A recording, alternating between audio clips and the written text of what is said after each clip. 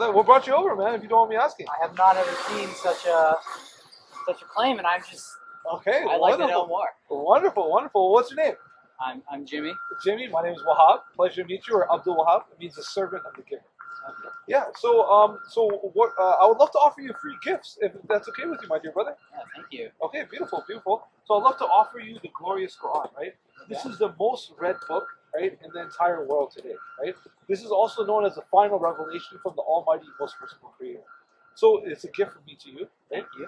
And I would love to give you a little explanation about the Quran, right? The Quran, right, it means the recitation. It also means the reminder, right? So this is a reminder for all of mankind, right, of the true guidance of their Lord. Because as Muslims, we believe that Almighty God has sent many prophets and many messengers, starting from Adam all the way up to Muhammad, the final prophet, which is the seal of the prophet. We believe all those prophets are also Muslim. We believe Adam, Noah, Moses, Jesus, Abraham, David, Solomon, those are all Muslim prophets. Because the word Muslim simply means the one who submits their will to God. I guess we have we have another person that wants to learn, huh? Another little animal. Yeah, so we believe these are all Muslim prophets, meaning they all submitted their will to God, right? That's what the word Muslim means. And Almighty God sent this as the final revelation. Because as Muslims, we believe that there has been previous revelations that were sent to mankind, but those revelations are no longer in their original form. That people started writing into those revelations with their own hands, and they did it for money and they did it for power. That is the reason why they started making changes themselves in order to take control of the religion for themselves, to either turn it into a business or for them to gain power within the faith. You understand? So that Almighty God sent the final prophet, which came with the final book, right? The uncorruptible, the unchanged book, which is the Holy Quran. So as Muslims, we have the original book in Arabic. Then we translate it into English, into Spanish, into other languages, but you cannot have the complete essence of the book unless you learn the original language. So right here is the Arabic Quran, right? So this is the original language where we have learned to read, recite, and memorize the book, cover to cover, letter for letter. If you see, we read it from right to left. In English, it's read from left to right, right? So as Muslims, we've been taught to memorize this book, right? There's children all over the globe, in China, in Russia, in Spain, in Portugal, all different countries of the globe that have memorized this book letter for letter, word for word. If I could give you an example of the Quran compared to any other holy book. For instance, if you were to throw all the holy books into the ocean, right? The only one that would be able to recreate the recreate their book into the original form would be the Muslims, because we have been taught to memorize the book. No other holy book has been memorized the way the Quran has been memorized. Right? If you like, I'd love to share with you how it's been memorized. Do you mind if I recite a few verses for you, if that's okay with you? Okay, beautiful. So I'm going to be reciting the verses of who Almighty God is. Because obviously that's the most important question, is who is the Almighty Creator, right? So I'll go ahead and recite a few verses from the ending of the Quran, right? أعوذ بالله من الشيطان الرجيم بسم الله الرحمن الرحيم قل هو الله أحد الله الصمد لم يلد ولم يولد ولم يكن له كفوا أحد. Right? So what I just read for you, right, is one of the last chapters of the Holy Quran, right? It's chapter 112, right? Page 374, right? So this is called the purity of faith. In the name of Allah, the most compassionate, most merciful. He is Allah, one and indivisible. Meaning He is absolutely one. He cannot be divided into parts. He's absolutely one, right? Allah, the sustainer, needed by all. Meaning that everything needs Him, but He is not in need of anyone or anything, right? He has never had offspring, nor was He born, and there is none comparable to Him. For instance, a lot of our Christian brothers and sisters, they claim that we are the children of God. But we are, as Muslims, we believe we are the children of Adam and Eve, and that we are the creation of God. Understand? And also, when the Muslims, we view God in a completely different way. We do not believe Almighty God is anything like His creation. Meaning, if the creation eats, the Creator does not eat. If the creation sleeps, the Creator does not sleep. whatever the creation does, the creator is far superior than them in every way, shape, and form. So these are attributes of the creation, not the attributes of the creator. Do you have any? Are the creaties, us humans, are we capable of love? 100%, yeah. So does that mean the creator is incapable of love? No. So his love will supersede our love in every way, shape, and form. He is the creator. He's the one who created the emotion of love. So Allah, it says that Allah is the most merciful, the most kind. So we could be kind, we could be merciful, but Allah holds the highest rank in mercy and the highest rank of kindness. And Allah loves His creation 99% or 99 times more than a mother can love his child. Obviously, that's one of the most unbreakable bonds is the bond between the mother and his child, right? So Allah loves His creation far more than a mother can love a child. Now, are we then really separate from Allah? Are we not of Allah, but really this distinct creation? We do not have Allah within us. We are not a part of the greater whole that is Allah. Allah is this own sort of entity that is Yes, separate, indistinguishable from all creation. Yes, Allah is not within us. Obviously, this is more of a Christian, philosophy where they believe that God is within us, that we're all gods, or something of that nature, right? But we do not believe that whatsoever. Allah is not within us, right? Allah inspires us, but Allah is not within us. And you mentioned, this is the final book of at least one of your form, whereas previous books, like Jesus' teachings of the New Testament, are really corrupted by this bias of just human, because it was the disciples and the many scholars who wrote these things down and really added within that. So that's not pure. And same thing as the Old Testament. So all these other monotheistic religions of the Western world, these are all really tainted. But what makes the Quran so special is that has it been of the same form since its inception?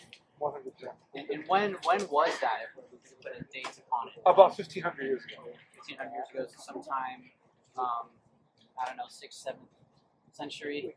I believe in England, in the Birmingham Library, they have a Quran which is dated about a little bit over 1,400 years ago. And it's exactly the same as the Quran that we have today. And also, the method of preservation is unlike any other book. Like, for instance, if there was a random Muslim that were to walk by me right now, right? Let's see, I don't know if that guy is. Assalamu alaikum. Are you Muslim by any chance? No, okay. I guess, like, for instance, like if there's any Muslim here, let me actually do a little. Brother, are you Muslim? Oh yeah. Come over here real quick. Yeah. So we're gonna do a little test, right?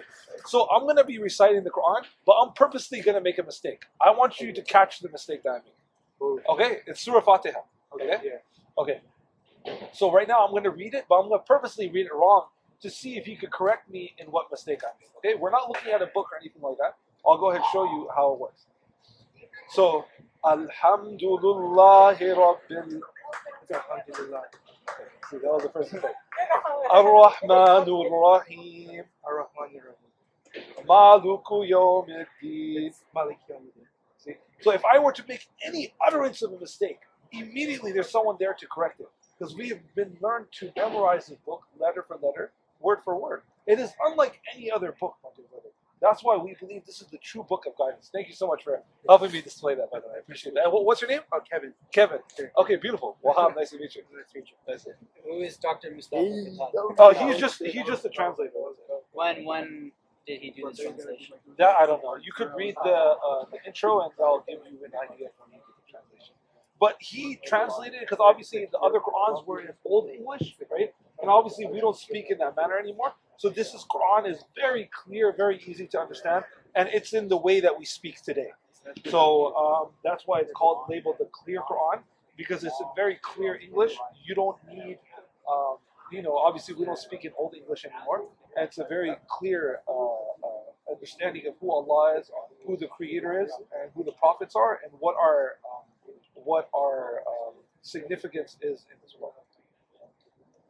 Do you have any questions at all, my dear brother? Yes. So, I mean, my own journey, raised Catholic, by the age of 10, found myself to be atheist. Went down that route for a number of years, and then really in the past year or two have found my way into Buddhism. And I really think that speaks truly most so of my own experience and in the way in which I really perceive existence around me. As this greater one of this being, and not really this special separateness or detachment from it all, but really all being one of the same, and this highly beyond all conceivable thought, yet so impersonal understanding of what it means to live and to exist. So I'm curious, maybe a bit of just a brief, because I know so little about I don't know if Islam is the correct. Yes, Islam. So would you want me to walk you through the teachings of Islam? I would like to know just kind of its origin from where it came from, and then the teachings and kind of this understanding, and I'll just kind of throw in and cross compare my really take on the world. Of course, absolutely. So Islam started with Adam, right? Islam simply means submission to Almighty God, right? A Muslim is a being who chooses to submit their will to Almighty God. Okay? So, what's up, my brother? How you doing? Absolutely, no problem. So we have the same origin story then that is shared with Judaism. Actually, no, we don't have. We have similarities, but there's quite a lot of differences as well. So we believe that Islam started with Adam, and obviously the final revelation came to Prophet Muhammad, which is the final prophet of God, which is the seal of all the prophets, right? And that came with the final book, right? Which is the most updated copy, right? Is there anything between the New Testament and the Quran? So so as Muslims, right? For instance, the creation story, it is different than the Christian belief. We have similarities, but there's differences as well. As Muslims, we do not believe in the concept of the original sin. We do not believe Almighty God will make everybody sinful for what Adam did, right? Because they call it the Garden of Eden. We believe that happened in paradise, right? That Almighty God created Adam, right? And then from Adam, Almighty God created Eve, right? And that they were tempted by Lucifer, right, to eat from the forbidden tree. We do not believe it's the tree of good and evil or the knowledge of good and evil.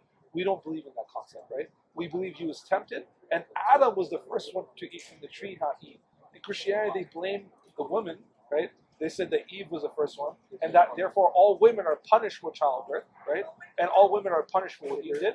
And when Adam ate from it, all humans are punished, right? All men are punished for what Adam has done. So the tree does not signify knowledge of good and evil. What does the tree signify? It just simply Almighty God created a rule, right?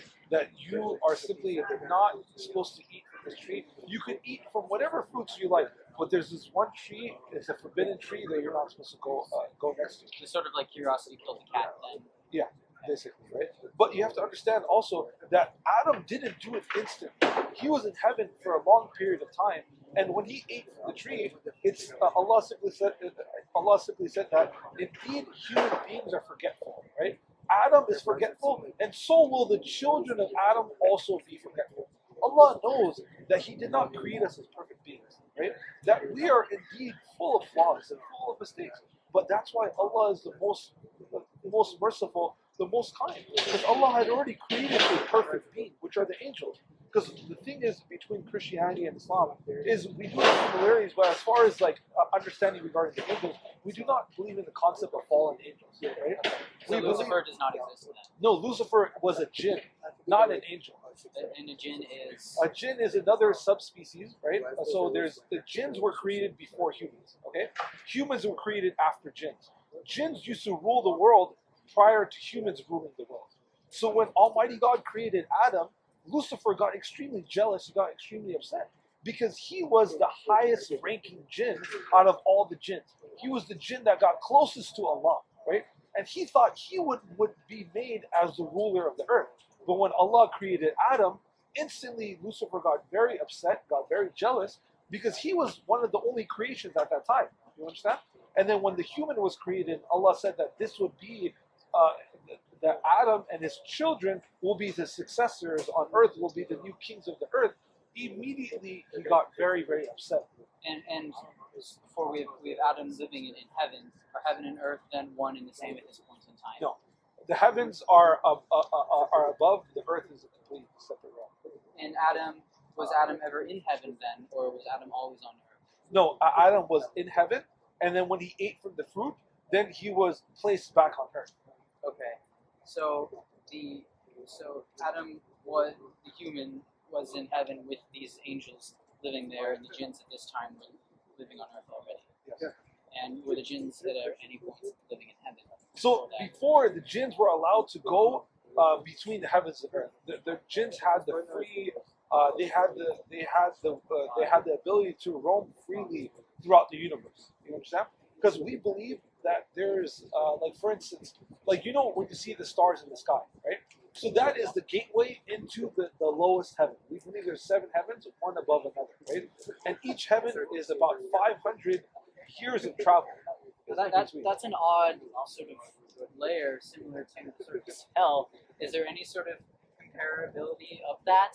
Maybe this mistranslation between Christianity and Islam, that so we have the layers of hell, which I think a lot of that really came from the Dante's Inferno and just like the artistic liberty at that time of the Renaissance that all of a sudden was just adopted into the Christian understanding of creation and existence.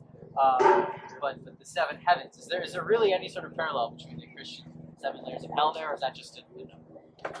Yeah, so 7, it does have a lot of significance. It's known as a very, I guess it's a very positive number. Like, for instance, 7, I don't have to look into why the number 7 is so special, but I do believe that number 7 is a very special number. How about 3? 3, I'm not sure about 3, but I know 1 is a very special number. I know 7 is a special number as well. Those are the only numbers I know. Okay. I know there's some very evil numbers like 13. You know, 13. I know it's an evil number. Even hotels today, they don't make a 13th floor. I don't know if you ever been to any high-rise hotel. They skip the 13th floor. They go 11, 12, and then they skip to the 14th. So there is some type of meaning behind the number 13 that people are aware of, and that's why even architects and builders, they don't build a 13th floor, even a 13th room. Skip 12, and then they go 14. But I don't necessarily know. Of our origin story, we humans are all quite superstitious. Yes. So it is very interesting. I have yet to learn the real significance behind it, but I know it does have some purpose. So the jinns roaming free from heaven because they wish to explore the universe. Adam was in heaven until the temptation of eating the tree and then being placed upon earth, which made Lucifer very jealous.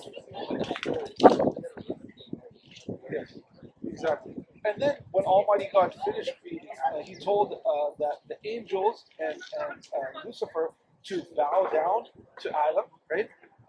Then immediately all the angels, they bowed, and Lucifer was the only one standing. And Allah asked him, like, how come you haven't listened to what I commanded you to do? And Lucifer said that I am better than him. I am made out of fire, he's made out of clay. So as human beings in Islam, we're taught that we're made out of clay. It's a mixture of dirt and water. That's why when we die, we go back into the dirt where we came from. The jinns are made out of the fire, not just any fire, but smokeless fire. That's why a lot of times when people worship these jinns, because in English, the best way to translate jinns would be spirits or demons and devils. Not all jinns are evil. There's good jinns and then there's evil jinns, right?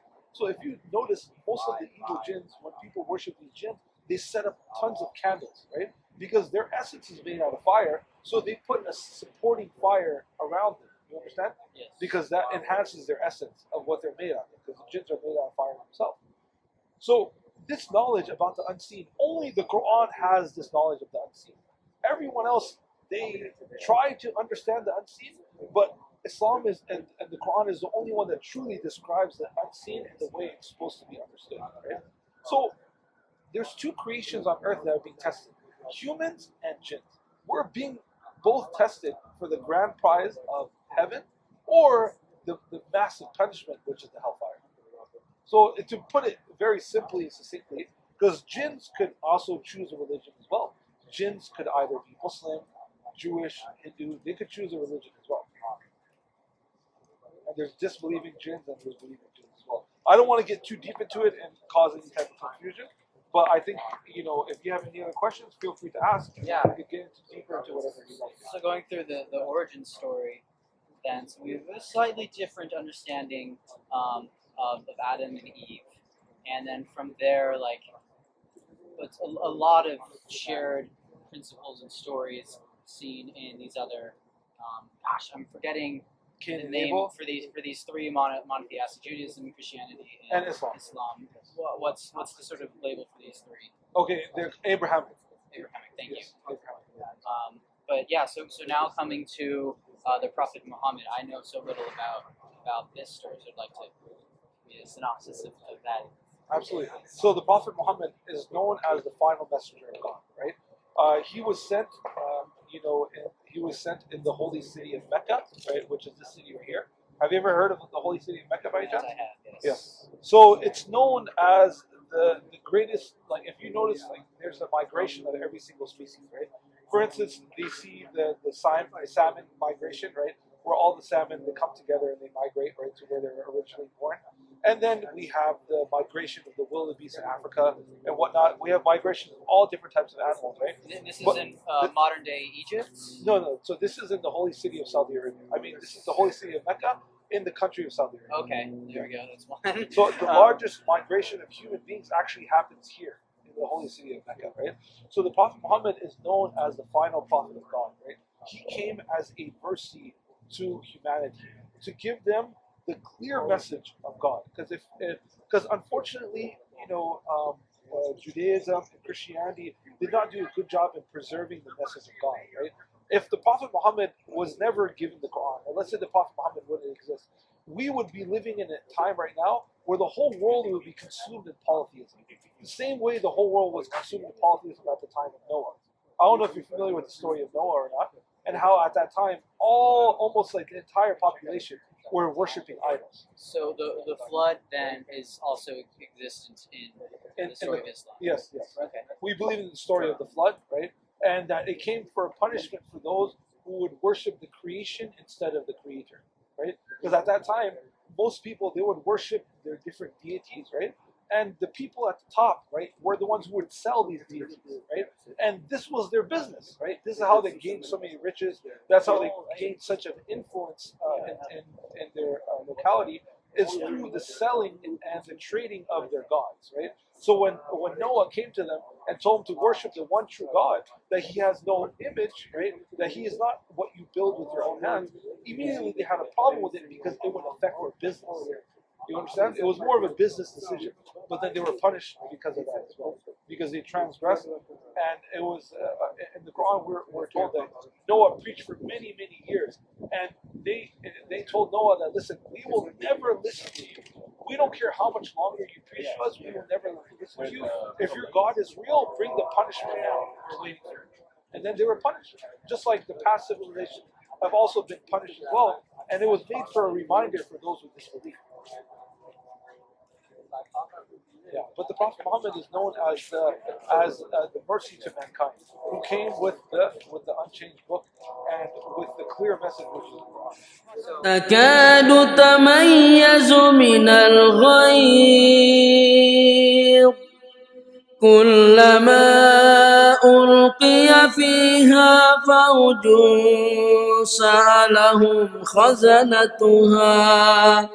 سألهم خزنتها ألم يأتكم نذير قالوا بلى قد جاءنا نذير فكذبنا وقلنا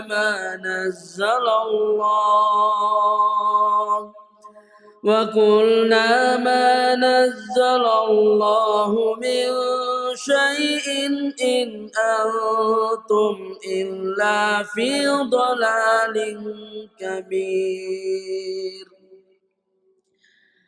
وقالوا لو كنا نسمع أو نعقل ما كنا في أصحاب السعير